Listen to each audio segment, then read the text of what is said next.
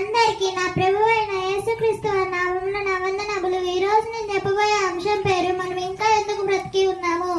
ప్రియమైన దేవుని వారలారా, ఈ భూమి మీద పుట్టుకొస్తున్న మనిషి పెరిగి పెద్దవాడు అవుతుంటే ముందుగా తన కన్న తల్లిదండ్రుల గురించి ఆలోచించి వారి కోరికలను తీరుస్తారు. ఆ తరువాత భార్య పిల్లలు అంటూ సగం జీవితం కుటుంబానికి దారిపోస్తారు.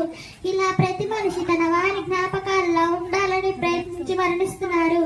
కానీ అసలు నీ రూపురేఖలను తల్లికే తెలియకుండా తల్లి గర్భంలో ప్రవేశపెట్టి అవయవ నిర్మాణాన్ని చేసి ఈ భూమి మీదకు తీసుకొస్తున్న కన్నతండ్రి అయిన దేవుని గూర్చి ఆలోచించే వారు ఎవరున్నారో చెప్పండి. ఒక యేసుక్రీస్తు వారిని చూస్తే యోహాను సువార్త 17:4 నీవు చేయుటకు నాకిచ్చిన పని నేను సంపూర్ణముగా నెరవేర్చి ఈ భూమి మీదకు తీసుకొస్తున్న కన్నతండ్రి అయిన దేవుని మహిమపరిచాడు.